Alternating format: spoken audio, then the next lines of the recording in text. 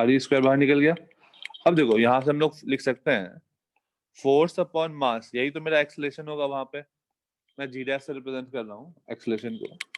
ये आ गया मेरा G M E upon R E square into 1 plus H by R E to the power -2। 1 plus H by R E को whole square को मैं ऊपर ले गया। अब ये वाला टर्म देखो, ये वाला टर्म क्या है, यहाँ पे देखो सरफेस वाले पे बाई मास क्या है, कांस्टेंट नहीं, जी स्मॉल जी है ना, इसको मैंने स्मॉल जी बोला था, G M E by R E square को। तो जी डैश जो हो गया वो हो गया G into 1 minus 2h by R ई।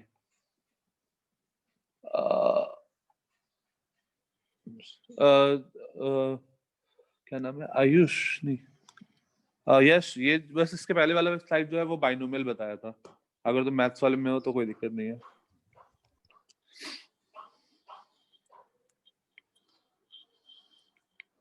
या फिर ये नोट कर लो, फिर मैं पिछला वाला दिखाता हूँ।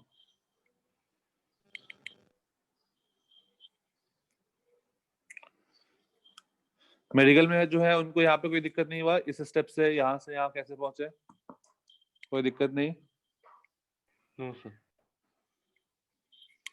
सीधा बाइनोमियल लगा दिया वहां पे। तुम लोग याद रखेंगे G M E upon R E square जो है वो जी है 9.8 मीटर पर सेकेंड स्क्वायर। अच्छा यहाँ पर हम लोग का एजम्पशन क्या है, ये फॉर्मूला में हम लोग का एजम्पशन क्या है जब ये नीचे वाला फॉर्मूला लगा रहे हैं तो, h by r is very less than 1। h by r is very less than 1, और इफेक्टिवली हम लोग क्या बोल सकते हैं कि h is much much less than r e। Sir तो मतलब जी 0 कब होगा वो भी निकाल सकते हैं ना, जी डैश। हाँ लेकिन इस फॉर्मूला से नहीं निकाल सकते हो, इस फॉर्मूला से नहीं बता सकते हो, क्योंकि ये फॉर्मूला तभी एप्लीकेबल होगा जब h काफी छोटा होगा। If h is much much less than r e, अच्छा वो बायनोमियल एक्सपेंशन, हाँ तब भी वैसे ही क्या फिर तुम यहाँ से निकाल सकते हो, यहाँ पर बाइनोमियल हमने नहीं लगाया है तो वहां पर जी डैश का क्या होगा वो तुम निकाल सकते हो। वैसे जी डैश एग्जैक्टली 0 तो इन्फिनिटी पे ही होगा।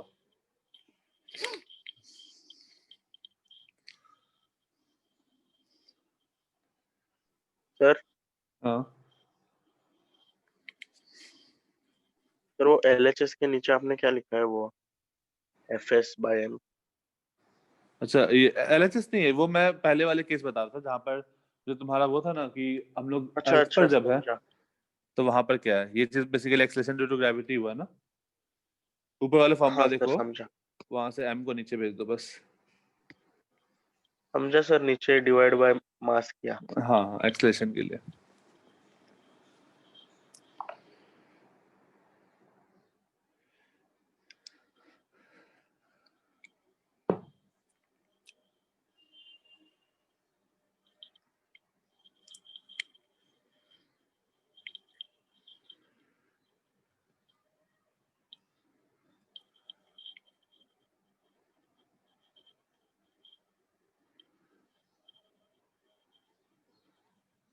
डन।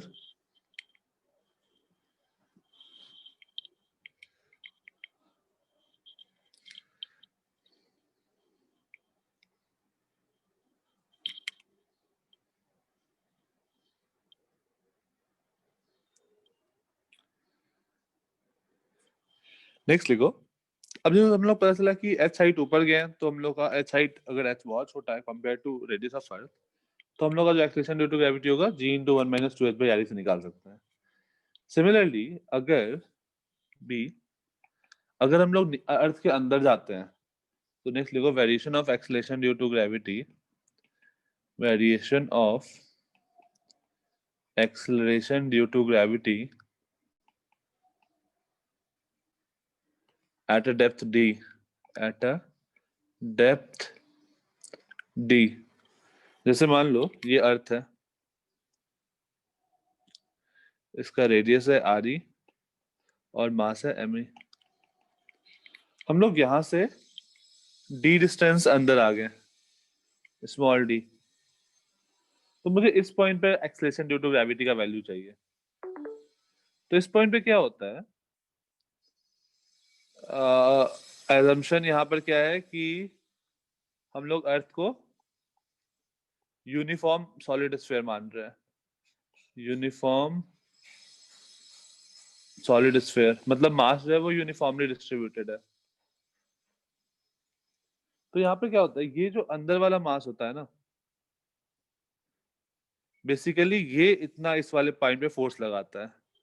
इसके बाहर वाले जो मास है, ये तो कुछ फोर्स, कुछ मास ऊपर फोर्स लगाएंगे, कुछ मास नीचे फोर्स लगाएंगे, और वो येलो वाले का जो नेट फोर्स होता है वो कैंसिल आउट हो जाता है ब्लैक वाले पे।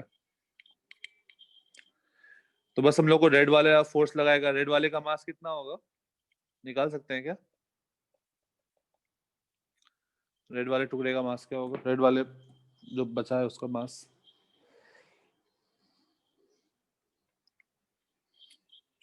हाँ सर, एक यूनिट वॉल्यूम का निकालेंगे फिर उसको। हाँ, तो हम लोग को पता है कि अर्थ का रेडियस है 4r³ तो हम लोग ये लिख सकते हैं 4/3 पाई r³ का मास है m। तो यहाँ से हम लोग डेंसिटी डिफाइन कर सकते हैं अर्थ का m/4/3 पाई r³। अब जो रेड वाला पोर्शन है उसका मास होगा डेंसिटी इनटू उसका वॉल्यूम 4/3 पाई, उसका वॉल्यूम होगा re - d का होल क्यूब।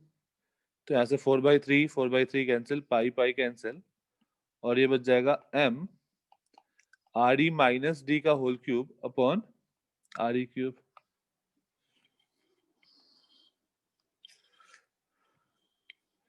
तब वहां पर फोर्स जो होगा, force upon mass that is acceleration, वो होगा g, उसका मास है m, यहाँ पर me आएगा, me मान लो अर्थ का मास, gme इंटू re - d का होल क्यूब अपॉन re³ ये हो गया g into m by r², that is r is re - d का होल स्क्वायर।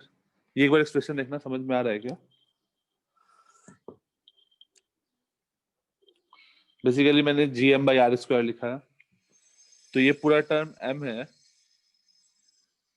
और डिस्टेंस जो है वो re - d है सेंटर से।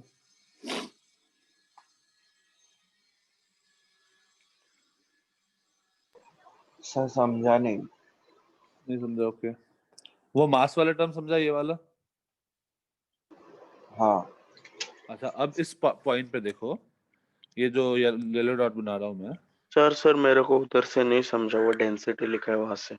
अच्छा ठीक है, तो सबसे पहले मैंने क्या किया, अर्थ का रेडियस re एज्यूम किया है और अर्थ का मास me लिखा है। तो हमने बोला कि अर्थ जो है वो यूनिफॉर्मली, मतलब एजम्पशन जो है वो कि अर्थ जो है उसका मास यूनिफॉर्मली डिस्ट्रीब्यूटेड है। तो फिर हमने बोला कि अगर यूनिफॉर्मली डिस्ट्रीब्यूटेड है, इसका मतलब है कि अर्थ का वॉल्यूम कितना है, 4/3 पाई re³ यस सर। स्फीयर का, और उसका मास है me।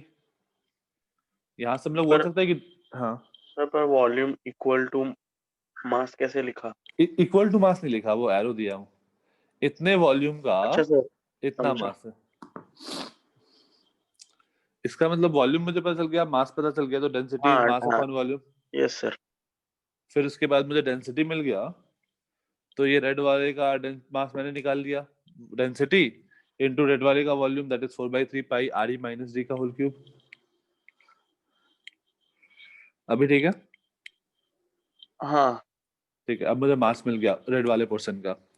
अब रेड वाला पोर्शन, ये जो ब्लैक वाला ऑब्जेक्ट है, लेट्स से ब्लैक वाले ऑब्जेक्ट का मास स्मॉल m है, ब्लैक येलो वाला, तो उस पर फोर्स लगाएगा, force by mass that is acceleration, वहां पे वो होगा g इंटू ये ग्रीन वाला जो है वो मास वाला टर्म मैंने लिखा है, और ये सेंटर से कितना डिस्टेंस पे है, re - d, तो g into m by re - d का होल स्क्वायर। अभी ठीक है? सर, GMM होता है ना? हाँ, तो यहाँ पर मैंने फोर्स अपॉन मास कर दिया पहले ही, ओके। एक मास को नीचे ले आया। तो ये देखो क्या बन जाएगा, इस वाले टर्म को मैं ऊपर लिख देता हूँ,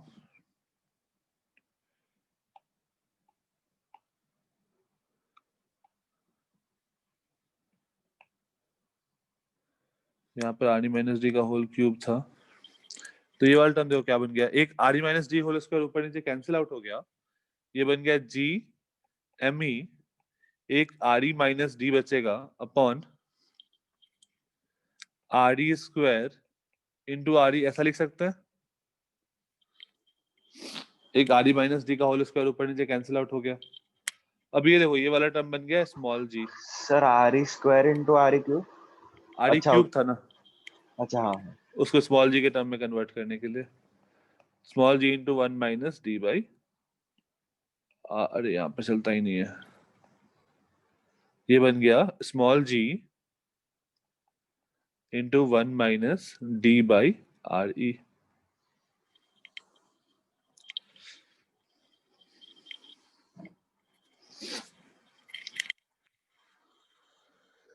तो ये फॉर्मूला में ऐसा कोई अप्रोक्सीमेशन नहीं हुआ कि हम लोग डेप्थ जो होगा वो बहुत कम होना चाहिए रेडियस ऑफ अर्थ से, ऐसा कोई अप्रोक्सीमेशन हमने नहीं लिया है। तो ये फॉर्मूला हमेशा एप्लीकेबल है, बस अगर अर्थ यूनिफॉर्मली डिस्ट्रीब्यूटेड है तो।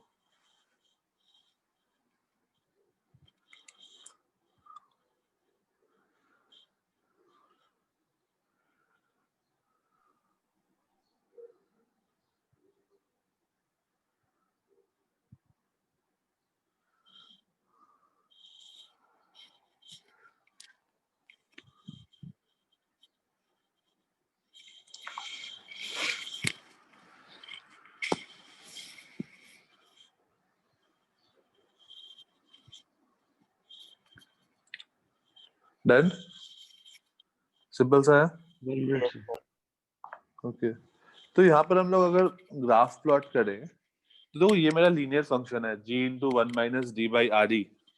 अगर मैं डी को मतलब अंदर बिल्कुल सेंटर पे पहुंच जाऊं तो जी डैश का वैल्यू क्या हो जाएगा, 0। तो अगर हम लोग सेंटर से बात कर रहे हैं, अगर हम लोग अर्थ के सेंटर से स्टार्ट करें और value of acceleration due to gravity का प्लॉट करें, तो एक्सलेशन ड्यू टू ग्रेविटी और एज फंक्शन ऑफ डिस्टेंस, तो ये सेंटर पे 0 होगा, अर्थ के बिल्कुल सेंटर पे यहाँ पे 0 होगा। जैसे जैसे हम लोग ऊपर आएंगे, लीनियर फंक्शन आया है G into one minus D by R E, ये स्ट्रेट लाइन में जी का वैल्यू बढ़ेगा, और एट रेडियस ऑफ अर्थ इसका वैल्यू जो हो जाएगा वो 9.8 मीटर पर सेकेंड स्क्वायर आ जाएगा। और फिर उसके बाद जैसे जैसे हम लोग ऊपर जाएंगे और ऊपर जाएंगे, मेरा जो हाइट वाला था वो फिर से क्या बता रहा है कि 1 - 2h/re, तो ये घटेगा। लेकिन यहाँ पर देखो ये वाला एक्सप्रेशन किसके लिए है, जब h काफी छोटा हो। जनरल एक्सप्रेशन अपना ये वाला है, तो ये कुछ इस टाइप का ग्राफ बनेगा और इन्फिनिटी पे जाके 0 हो जाएगा। ये थोड़े से पार्ट के लिए ये लीनियर होगा, जब h बहुत बहुत छोटा होगा आड़ी से तो तो। लास्ट पेज एक बार दिखाओ। हाँ,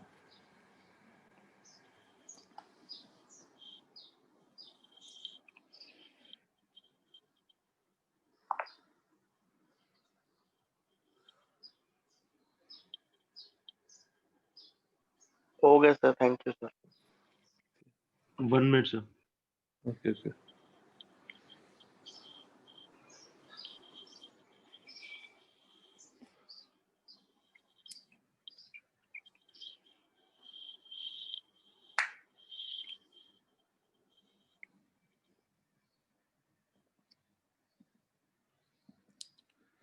सर मतलब मैक्सिमम जी 9.80 हो सकता है। मैक्सिमम ये 9.8 ही हो सकता है, उससे ज्यादा नहीं हो सकता है। हो गया सर। तो ये ग्राफ प्लॉट कर लो।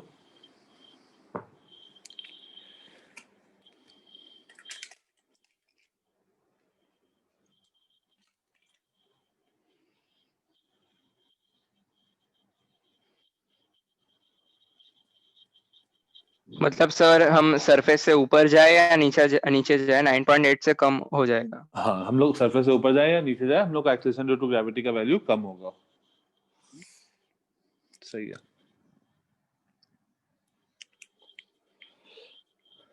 Next, variation of acceleration due to gravity. See, variation of acceleration due to gravity with latitude. With latitude. अच्छा, latitude को define कैसे किया है पता है? सर सारे लाइंस नहीं लैटिट्यूड लाइंस सारे पैरेलल टू द इक्वेटर। अच्छा, तो 23 डिग्री का क्या मतलब है? 22.5 डिग्री का क्या मतलब है? Topic of cancer, topic of Capricorn. नहीं, मतलब मैं ये पूछ रहा हूँ कि 22.5 डिग्री अगर तुम पैरेलल शिफ्ट किए हो ना इक्वेटर से, तो 22.5 डिग्री पैरेलल कैसे शिफ्ट करते हैं? Sir angle with that centre. चलो ठीक है, एक बार डिस्कस कर लेते हैं। तो ऐसा होता है लैटिट्यूड, ये अर्थ है। मैं इसको इधर इस वाले हाफ को देख रहा हूँ बस अभी। तो ये स्फीयर होगा, तो इसका ये वाला सरफेस है, ऐसा कुछ। अब मैंने क्या किया, बीचों बीच एक लाइन बना दिया यहाँ पे, और इसको एक्सटेंड कर दिया पूरे अर्थ पे। इस वाली लाइन को मैंने बोल दिया सर ये इक्वेटर। क्या मतलब आपने कैसे बनाया है, मतलब ये देखो, पहले मैं डिफाइन कर रहा हूँ कि लैटिट्यूड कैसे डिफाइन किए हैं। तुम लोग क्लास 7 में बताया गया होगा। जैसे ये अर्थ है ना, अर्थ को मैंने अर्थ का बस इधर वाला हाफ देखा, ये वाला हाफ। तो इस वाले हाफ का अगर तुम बीचों बीच बॉल स्फीयर को कट करोगे, तो ये वाला पोर्शन बचेगा, और साथ साथ यहाँ पर एक सर्कल सा बनेगा ना ऊपर में, अगर बीचों बीच कट करोगे तो। हाँ यस सर, हाफ हो ठीक है, जाएगा।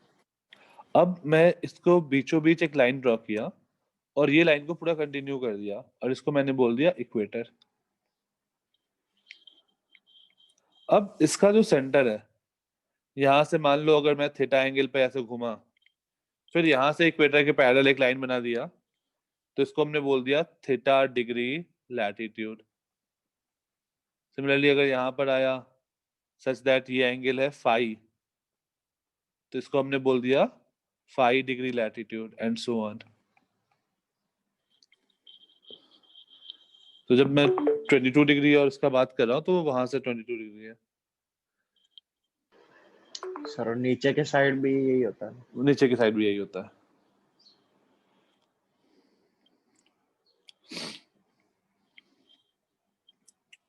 अब अपने सिलेबस पे आते हैं वापस से। तो अब मुझे पढ़ना है कि जब हम लोग लैटिट्यूड में ऊपर जा रहे हैं, तो वहां पर क्या इफेक्ट आएगा। देखो, ये अर्थ है, अर्थ ये ईस्ट है, ये वेस्ट है, ये नॉर्थ। रेडियस थोड़ा अलग है ना, किसका? हर जगह रेडियस थोड़ा अलग होगा ना। हाँ हाँ हाँ, हम लोग रेडियस नहीं, हम लोग बेसिकली रोटेशन के कारण फील कर रहे हैं क्या हो रहा है। हम लोग अर्थ को अभी तो स्फीयर अज्यूम किया है। तो अर्थ कैसे रोटेट करता है? North to south, west to east to west, south to north. Sir west to east. West to east ऐसे रोटेट कर रहा होगा, इस एक्सिस के अलाउंग, नॉर्थ साउथ एक्सिस के अलाउंग घूम रहा होगा। तो अगर मैं रैंडम सा किसी पॉइंट के बारे में बात करूं, लेट्स से इस पॉइंट पे बात करूं जहां पर ये एंगल थीटा बना रहा है, तो इस पॉइंट पे let's say this point is a, तो पॉइंट ए पे जी का डायरेक्शन किधर होगा, स्मॉल जी का? Towards the centre. Towards the towards centre. तो यहाँ पर इसका एक्सेलरेशन ड्यू टू ग्रेविटी का इधर होगा। लेकिन अब अर्थ रोटेट कर रहा है, तो ये वाला लेंथ देखो, ये वाला पॉइंट जो होगा वो इस सर्किल में रोटेट कर रहा होगा, राइट? और यस सर। उस सर्किल का रेडियस जो होगा दैट विल बी ये वाला आर कॉस थीटा होगा, ये लेंथ। ये एक आर कॉस थीटा की सर्किल में रोटेट कर रहा है। तो अगर आर कॉस थीटा में रोटेट कर रहा है, तो इस पर एक बाहर की ओर फोर्स लगेगा, M omega sir R square. Sine theta होगा ना। आर कॉस थीटा आएगा ना, ये वाला लाइन देखो ना, ये येलो, अच्छा हाँ ठीक है, नहीं आर नहीं, कॉस। कॉस थीटा होगा। हाँ, तो अगर ये ओमेगा से स्पीड से रोटेट कर रहा है तो इस पर एक बाहर की ओर फोर्स लग रहा होगा, omega square R cos theta, acceleration होगा बेसिकली सेंट्रीफ्यूगल एक्सेलरेशन। तो इस पॉइंट पर इफेक्टिवली ये एंगल भी मेरा थीटा होगा, तो इफेक्टिवली जो सेंटर की तरफ एक्सेलरेशन है that will be G minus omega square R cos theta का फिर से component cos theta, that is cos square theta. तो पर कंपोनेंट का तो कंपोनेंट नहीं होता ना। कंपोनेंट का कंपोनेंट कहाँ ले रहा हूँ, ओमेगा स्क्वायर आर तो मेरा एक्चुअल है, उसका मैं कंपोनेंट ले रहा हूँ। Omega square R cos theta तो मेरा ओरिजिनल है ना।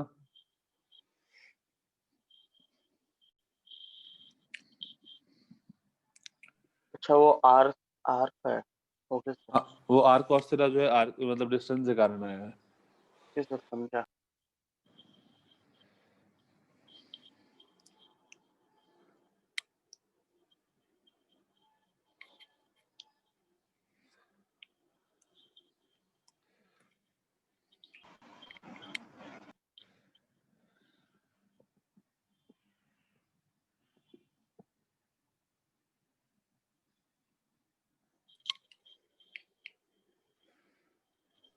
तो बाहर वाला ज्यादा एक्सेलरेशन बड़ा नहीं हो सकता कभी?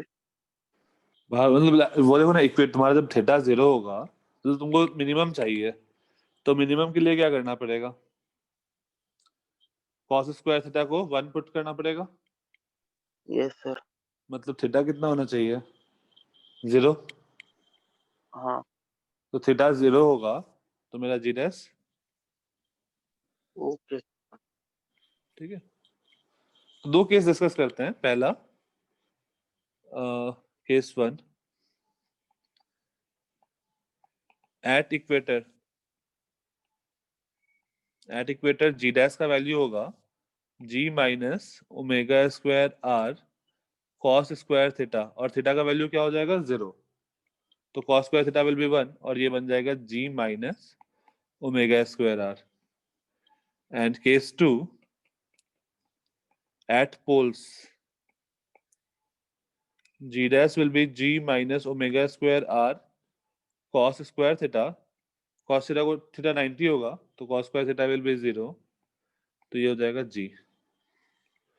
तो पोल पर एक्सेलरेशन ड्यू टू ग्रेविटी बड़ा होगा और इक्वेटर पे कम होगा।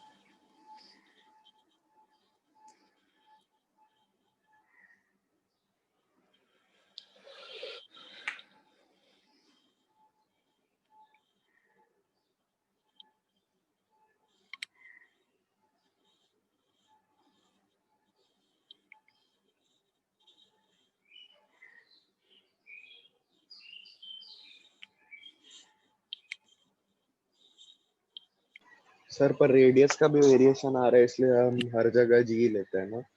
नहीं, रेडियस का वेरिएशन अभी हम लोग देखते हैं फिर से।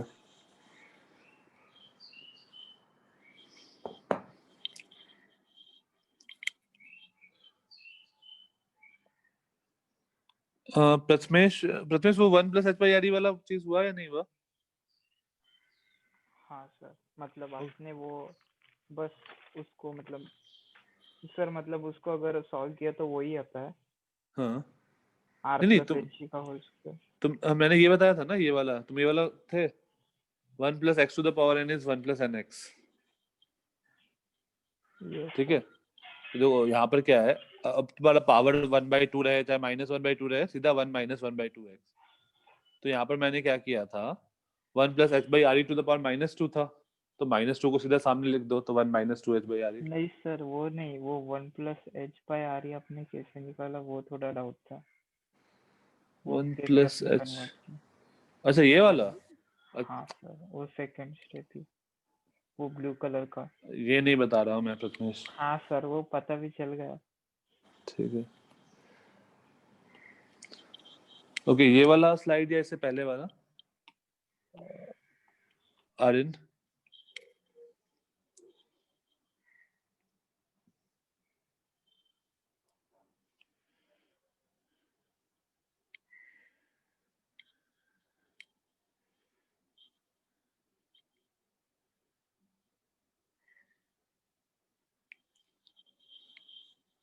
डन।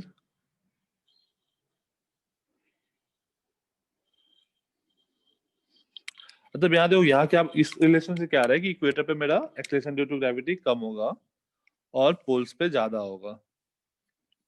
तो नेक्स्ट इफेक्ट लिखते हैं D, effect of shape of earth. Effect of shape of earth. Earth कैसा होता है?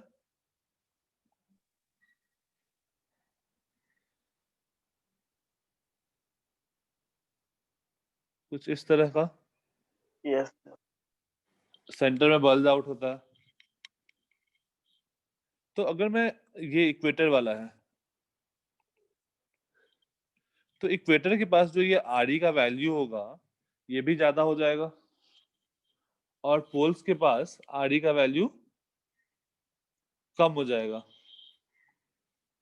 यहाँ पर रेडियस ऑफ अर्थ का वैल्यू ज्यादा हो जाएगा, अप्रॉक्स थोड़ा सा ज्यादा और थोड़ा सा कम होगा। और तुम्हारे बुक में डेटा भी दे रखा है। इक्वेटर पे आर का वैल्यू होता है 6378 किलोमीटर, और पोल पे रेडियस ऑफ अर्थ होता है 6356 किलोमीटर। तो आरी ज्यादा हुआ। हाँ, सर पर 64 क्या होता है फिर? हम लोग 6004 कैलकुलेशन के लिए 6400 किलोमीटर ले लेते हैं ताकि आसान हो कैलकुलेशन। Okay sir. अच्छा, अब देखो यहाँ पे जब हम लोग सेंटर पे बात कर रहे हैं, हम लोगों ने क्या लिखा था कि G is equal to GME by RE square. अब जब हम लोग इक्वेटर पे बात कर रहे हैं तो RE ज्यादा हो गया, तो एट इक्वेटर RE मेरा ज्यादा है, और दिस इंप्लाइज G कम होगा क्योंकि डिनोमिनेटर ज्यादा हो गया ऊपर वाले एक्सप्रेशन में। और एट पोल्स RE मेरा कम है तो G क्या होगा? ज्यादा होगा। तो दोनों इफेक्ट, मेरा जो रोटेशन ऑफ अर्थ है उसके कारण भी पोल्स पे G ज्यादा हो रहा है कंपेयर टू इक्वेटर, और सेम के कारण भी इक्वेटर पर G कम हो रहा है और पोल्स पे G ज्यादा हो रहा है। तो इफेक्टिवली हम लोग का पोल्स पे G ज्यादा होगा।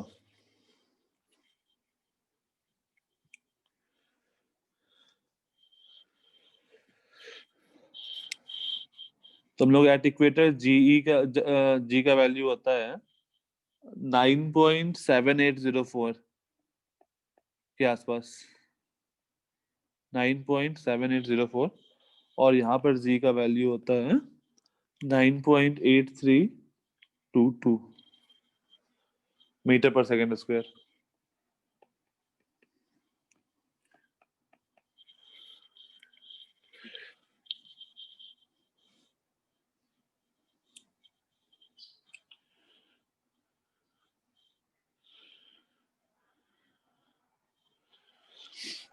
सर तो इतना फिर डिफरेंस नहीं क्वेश्चन, आता। ज्यादा डिफरेंस नहीं है। सर तो फिर क्वेश्चन सॉल्व करते वक्त ऐसे अगर लिखा इक्वेटर या पोलर, तो फिर सर दोनों की वैल्यू मतलब ऐसे अलग अलग लेनी पड़ेगी? जो ये बस ग्रेविटेशन चैप्टर में, मतलब अगर तुम्हारा पूरा लग रहा है कि ग्रेविटेशन का क्वेश्चन है तो फिर तुमको अलग लेना होगा, बट 9.8 लोगे तुम्हारा काम चल जाएगा हर जगह, इतना हाँ स्पेसिफिक कहीं सर, पे नहीं पूछता है। वैल्यू तुम में ये इतना डिफरेंस नहीं है ना। तुमको ये वैल्यू याद करने की जरूरत नहीं है, 9.7804 या फिर 9.8332, ये याद 322, ये याद करने की जरूरत नहीं है। Okay sir.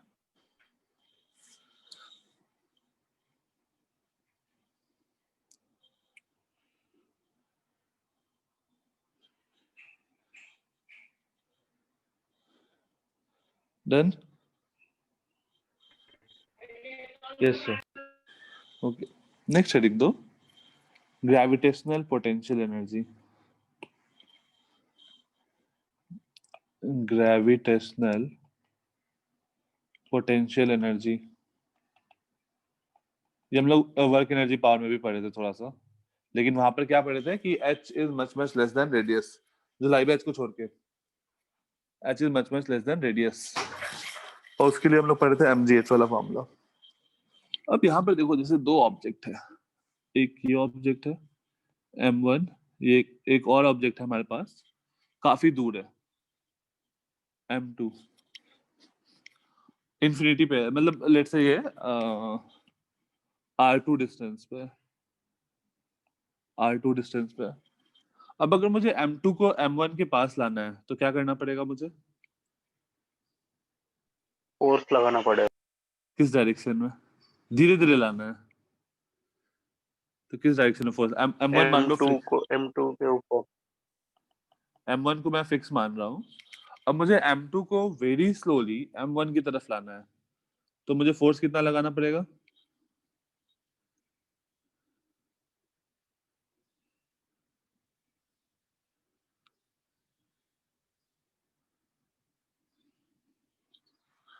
तो देखो m1 अभी m1 m2 पे किधर फोर्स लगा रहा होगा? ओके आर्यन, ठीक है। देखो अभी m1 मान लो, यहाँ से मैं r डिस्टेंस का बात कर रहा, मैं धीरे धीरे इसको धक्का देते देते इसको r डिस्टेंस पे ले आया, तो अब m1 जो है वो इसको अट्रैक्ट कर रहा होगा with a force g m1 m2 by r square, इतने फोर्स से m1 अट्रैक्ट कर रहा होगा। तो अगर मुझे स्लोली मूव कराना है, स्लोली मतलब उसका एक्सेलरेशन 0 होना चाहिए, तो मुझे इस पर पीछे की ओर फोर्स लगाना पड़ेगा। कितना? उतना ही जितना आगे फोर्स लग रहा है उतना ही फोर्स मैं पीछे लगाऊंगा ताकि मेरा स्लोली मूव करे, हाँ या ना? ठीक है, तो अब मेरा r डिस्टेंस पे था और मैंने gm1m2 बाई r स्क्वायर किया। अब मान लो इसके कारण मैंने dr डिस्टेंस मूव करने दिया इसको, तो वर्क डन कितना हुआ? Work done by us is equals to integral of f dx। तो यहाँ पर हो जाएगा f is g m1 m2 by r square into dr with a minus sign क्योंकि फोर्स और डिस्प्लेसमेंट अपोजिट डायरेक्शन में।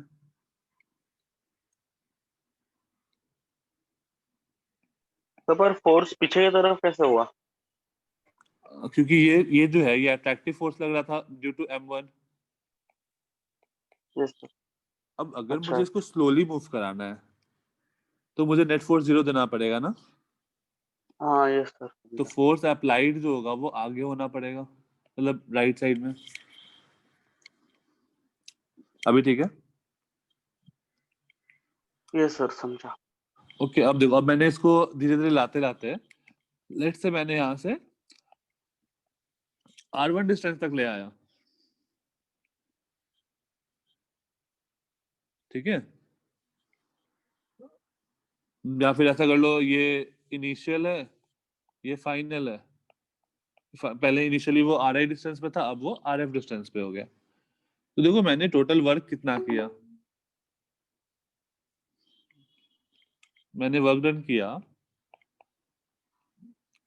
Integral of F D x, कहाँ से कहाँ तक?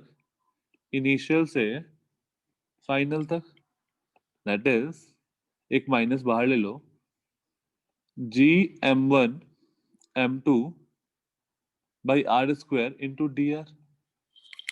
यहाँ तक नोट कर लो, फिर आगे चलते हैं।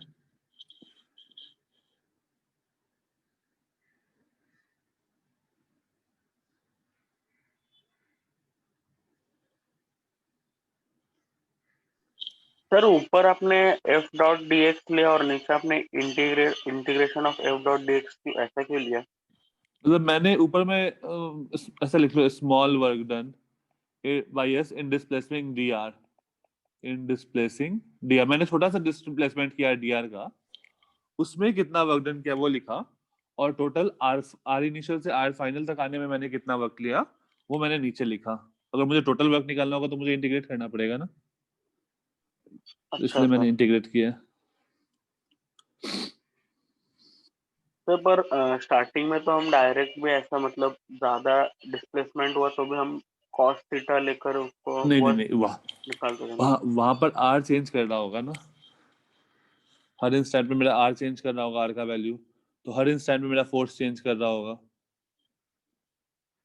अच्छा यहाँ पे। हाँ, इसलिए हम लोग धीरे धीरे लेके जा रहे हैं। ओके सर, समझा। Done. 1 minute sir. Okay, sir वो क्या लिखा है? कहाँ पे? Work done by us in displacing by dr, in displacing dr distance, ऐसा कुछ लिख लो। In displacing by dr distance हमने डिस्प्लेस किया, उसमें मैंने कितना वर्क डन किया।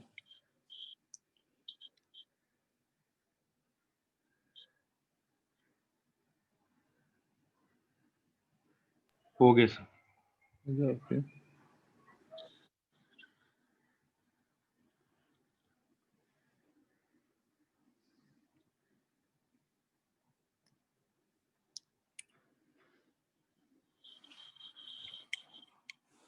हो गया यहाँ तक सबका? Yes sir. इसको इंटीग्रेट करते हैं, तो gm1m2 तो कांस्टेंट है, बाहर आ गया, तो work done is equals to minus gm1m2 integration of dr upon r square. तो r dr upon r square का इंटीग्रेशन ln। ln नहीं,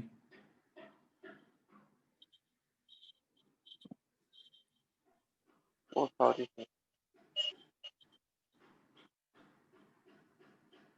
1 mine by R. Sir minus -1/r। -1/r limit r initial से r final. Okay.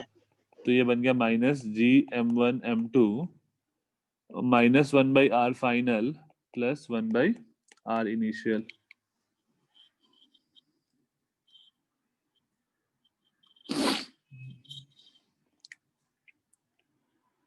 Sir -1/r initial होगा ना?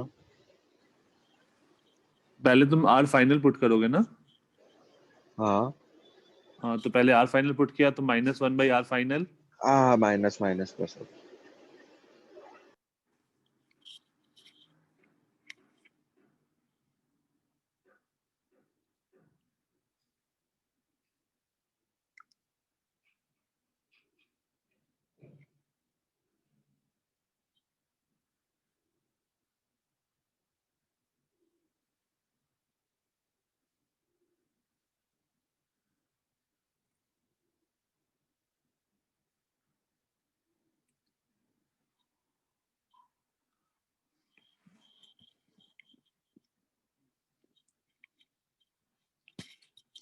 Done.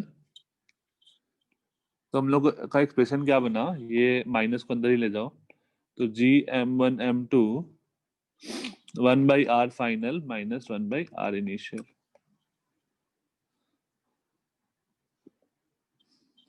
तो ये मेरा work done by force है, वर्क डन बाय फोर्स।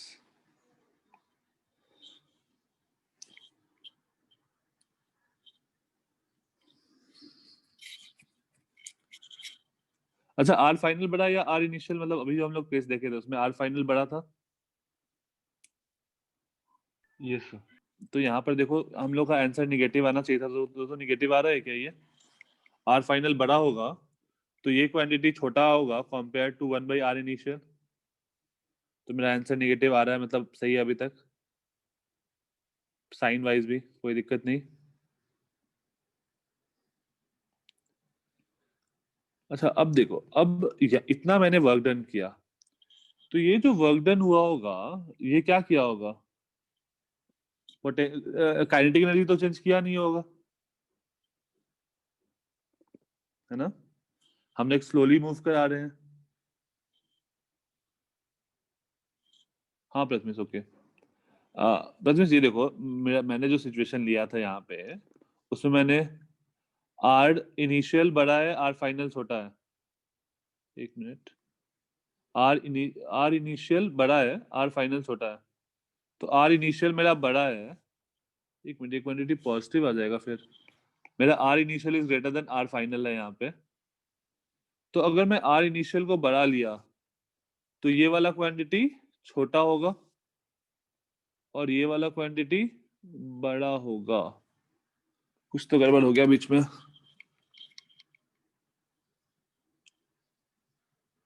तो ये वर्क डन हमारा पॉजिटिव दिख रहा है, कहीं पर एक माइनस साइन छूट गया, एक बार चेक करना। अच्छा यहाँ पे छूटा, फोर्स है माइनस GM1M2/r², और आर भी मेरा घट रहा है,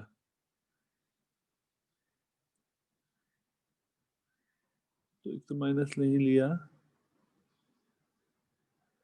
GM1/2/r² इंटू dr, मेरा आर भी घट रहा है, यहाँ पर एक और माइनस आएगा, क्योंकि मेरा आर भी घट रहा है, तो dr भी मेरा क्वांटिटी निगेटिव होगा।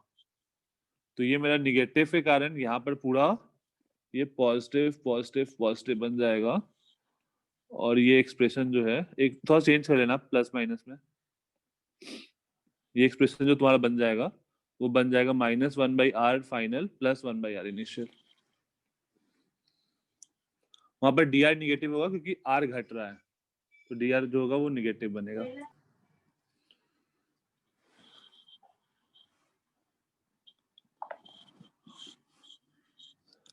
अब जितना मैंने वर्क डन किया है वो क्या हुआ होगा, काइनेटिक एनर्जी में गया होगा क्या? हाँ या ना, या कहाँ गया होगा? Work done by force will be sir equal to, हाँ सर अभी आप कुछ तो बोल रहे थे ना, गड़बड़ हुई, उधर से मेरा लैग हो गया था सर। ओके, यहाँ पर देखो, यहाँ पर जो है ना अपना अपना जो dr है वो घट रहा है, मतलब वो dr जो है वो r की डायरेक्शन, मतलब r को घटा रहा है ना, r डिक्रीज कर रहा है, तो जो dr होगा वो निगेटिव साइन के साथ होगा, और उस निगेटिव के कारण हमारा पूरा हर जगह एक निगेटिव निगेटिवनेस हुआ है, तो हर जगह यहाँ पर मैंने प्लस कर दिया, ये जो माइनस था ना उसको प्लस कर दिया, क्योंकि हर जगह एक माइनस साइन मिस हुआ है। ठीक है, ओके सर। अच्छा अब मैंने बहुत स्लोली मूव कराया है ऑब्जेक्ट को, तो काइनेटिक एनर्जी में तो कोई इंक्रीज नहीं हुआ होगा, जो भी इंक्रीज हुआ होगा वो किस में इंक्रीज हुआ होगा? पोटेंशियल एनर्जी में चेंज, सही है आर्यन। तो जितना भी मैंने वर्क डन किया वो पोटेंशियल एनर्जी में चेंज हुआ, तो इसको हम लोग लिख सकते हैं, अगर मैं आर इनिशियल से आर फाइनल लेके आया तो पोटेंशियल एनर्जी में चेंज होगा GM1M2 upon GM1M2 into -1/RF plus 1/RI, ये पोटेंशियल एनर्जी में चेंज होगा।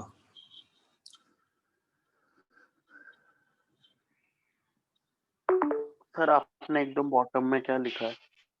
यही एक्सप्रेशन वापस से लिखा है, सेम एक्सप्रेशन।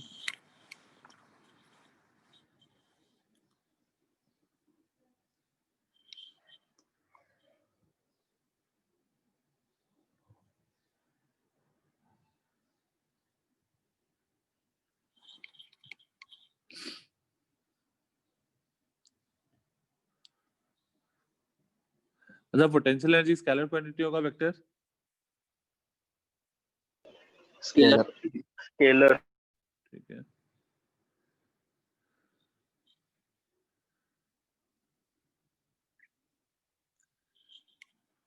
डन।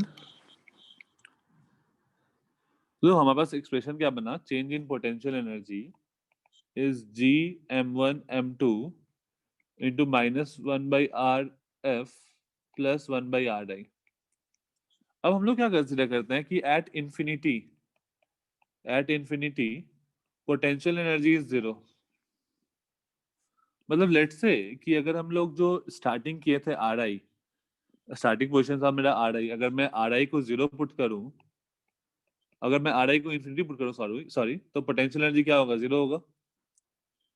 तो हम लोग यहाँ पे लिख सकते हैं कि अगर मैं RI को इंफिनिटी पुट किया तो delta U is equal to GM1M2 into -1/R final, और ये बन गया -GM1M2/R। तो change in potential energy is -GM1M2/R, और यही हम लोग पोटेंशियल एनर्जी भी कंसीडर कर लेते हैं, क्योंकि एक का तो 0 है, तो 0 से कितना चेंज हुआ, तो -GM1M2/R का चेंज हुआ।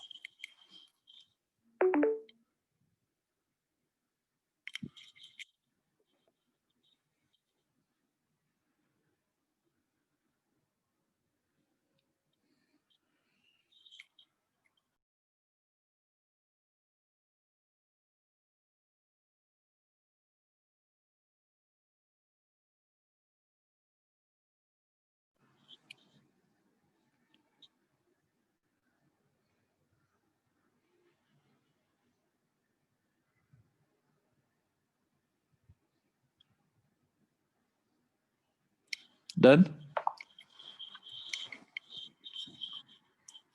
अब इसमें क्वेश्चन कैसा पूछा जाएगा? क्वेश्चन, ये दो ऑब्जेक्ट है, सिंपल सा question. At distance r equal to 2 kg, sorry r equal to 2 metre. यहाँ पर मैंने एक ऑब्जेक्ट रखा 1 kg का, यहाँ पे एक ऑब्जेक्ट रखा 2 kg का। इन दोनों के बीच में पोटेंशियल एनर्जी कितना स्टोर है?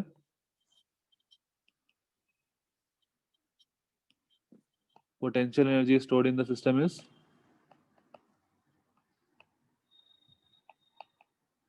जी को जी ही रहने देना। Minus G.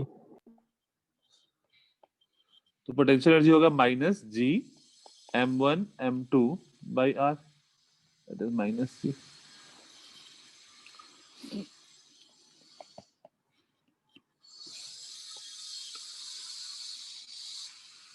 इसमें कितना है?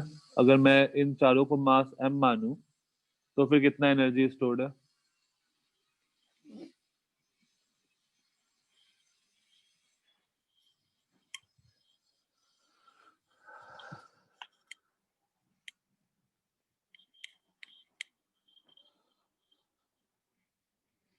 तुम लोग का पीएनसी हुआ है क्या?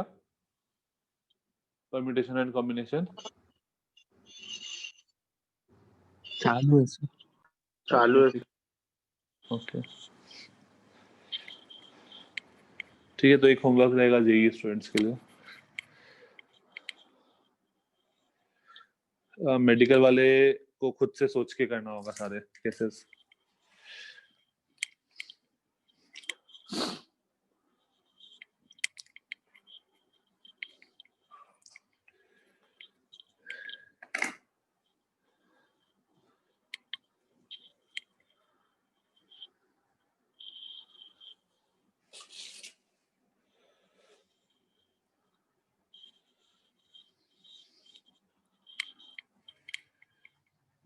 बस मैं क्वेश्चन दे रहा हूँ, नेक्स्ट होमवर्क वाला क्वेश्चन। नहीं सर, अभी आपने बोला ना कुछ तो सोच के करना होगा वो मेरे को हाँ, पता है। पीएनसी अगर नहीं हुआ है तो फिर तुम्हें सारे केसेस सोचने पड़ेंगे। जैसे मैं तुमको इस क्वेश्चन में कौन कौन कहाँ का एनर्जी स्टोर होगा? इन दोनों में, इन दोनों में, इन दोनों में, Yes, sir. इन दोनों में, मतलब साइड लेंथ ए मान लो सबका स्क्वायर है। और कहाँ एनर्जी स्टोर होगा? डायगोनली। डायगोनली एनर्जी स्टोर होगा, इस डायगोनल में और इस डायगोनल में। और कहीं होगा क्या? नहीं सर। नहीं। तो येलो वाला देखो कितना नो होगा? सर। येलो वाला होगा minus G M square by A square, और ऐसा कितना है? 4 है। और ग्रीन वाले में minus G M square upon, ये डिस्टेंस कितना होगा डायगोनल वाला? √2 है। अंडर रूट ए 2 रूट है, two. Under root A. Under root 2 है, तो उसका स्क्वायर बनेगा दैट इज 2a स्क्वायर, और ऐसा कितना है? 2। तो पोटेंशियल एनर्जी स्टोर ये हो जाएगा। Okay sir. सर मतलब आपने जो बोला वो कौन सा टॉपिक था? अभी जो बोला वो करना होगा दिमाग से, मतलब परम्यूटेशन और कॉम्बिनेशन। हाँ, permutation and combination. Sir sir वो कौन से हाँ सब्जेक्ट में? सर आप इसका सॉल्यूशन एक बार फिर से बता सकते हैं, वीडियो लैग हो गया था। ठीक है, देखो मेरे पास कितना सिस्टम ऑफ मासेस है। तो एक तो मैंने सिस्टम ऑफ मासेस, कोई भी दो मास को कंसीडर कर लो। तो येलो वाला, ये वाला एक, फिर ये येलो 2, ये येलो 3, मतलब येलो वाला 4 दिख रहा है ना? दो दो मासेस का तुम अल्टरनेटली ले हाँ लो। सर, वो समझा से आपने लिखा कैसे वो। हाँ, तो अब येलो वाले के बीच में पोटेंशियल एनर्जी क्या होता है? Minus G m1 m2 by A square नहीं आएगा, ए आएगा, sorry, minus G m1 m2 by a, right. हाँ यस सर। तो minus G M square by a और इंटू 4 कर दिया, क्योंकि वैसा 4 है। Yes sir. सिमिलरली ग्रीन वाला जो 2 है, तो ग्रीन वाले में देखो कितना एनर्जी होगा? माइनस जी एम स्क्वायर, ये डायगोनल का लेंथ क्या होगा? √2 है, तो minus G M square by √2 है, और ऐसा कितना है? 2 है। सर उसको क्या ऐड करने हैं दोनों को? हाँ, दोनों को ऐड करना है। Okay sir, thank you sir. अच्छा, अब यहाँ पर देखो, अगर तुम पीएमसी से सोचते हैं तो देखो कितना केसेस बनता, 4 पॉइंट है, 4 में से तुमको कोई भी 2 सेलेक्ट करना है, दैट इज 4c2 मैथ्स वाले, 4 factorial upon 2 factorial 2 factorial, that is 4 into 3 by 2, that is 6 case बनता। तो देखो यहाँ पे भी हम लोग का 6 केस बन रहा है, तुम यहाँ से चेक कर सकते हो, 4 + 2 6 केस बन रहा है, राइट? सर ये मैथ्स का है हाँ सर, तो फिर ये जेई में आएगा मतलब अभी सर सिखाएंगे? हाँ, अभी तुमको सर पीएनसी हुआ है कि नहीं यार, 4c2 हुआ है कि नहीं हुआ है? सर इतना हो गया। हो गया ना, ठीक है, ओके वो तो जुलाई बैच में नहीं हुआ है सर, ये वाला अपने ठीक है, तो जेई वो के क्लास में। ठीक है, वो तुमको सर सिखाएंगे। निरंजन ए स्क्वायर नहीं, 4 में से तुमको 2 पॉइंट सेलेक्ट करना है, तो 4c2 होता है ना फॉर्मूला, 4 में से 2 चीज को सिलेक्ट करने के लिए।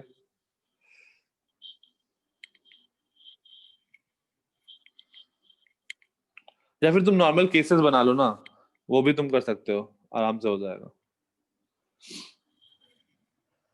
नेक्स्ट क्वेश्चन, ये तुम लोग का होमवर्क रहेगा कि मान लो एक क्यूब है, क्यूब ऑफ साइड लेंथ ए, इसके सारे वर्टेक्स पे मैंने सर एम मस्ट, हाँ सर मेरे को पिछले वाला मैं समझा नहीं सर, वो जी M1 M2 upon are square रहता है ना? नहीं नहीं, GM1 M2 अपन आ रहा था ना फॉर्मूला में, ये देखो हाँ ओके ओके। हमारे पास एक क्यूब है, उसके सारे वर्टेक्स पे मैंने एम मास रख दिया। तुमको बताना है potential energy stored in the system क्या होगा।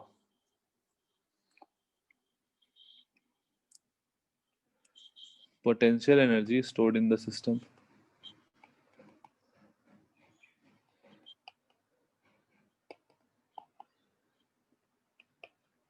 ये हम लोग नेक्स्ट क्लास में डिस्कस करेंगे, फिर इसके आगे प्रोसीड करेंगे। कितने केसेस बनेंगे यहाँ पे, ये बता दो। 8C2 8c2 आएगा, 856/2 दैट इज 28 केसेस बनेंगे। तो ये चेक कर लेना तुम्हारे सॉल्यूशन 28 केसेस बन रहे हैं कि नहीं बन रहे हैं। सिंपल सा क्वेश्चन है।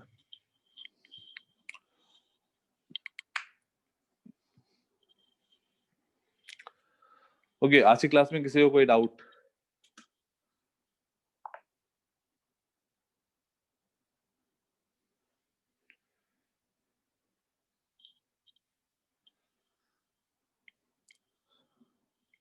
ठीक है, तो हम लोग आज की क्लास यहीं पे एंड करते हैं, फिर कंटिन्यू करते हैं नेक्स्ट क्लास में। Bye bye. Bye sir. अभी क्लास है ना तुम लोग का?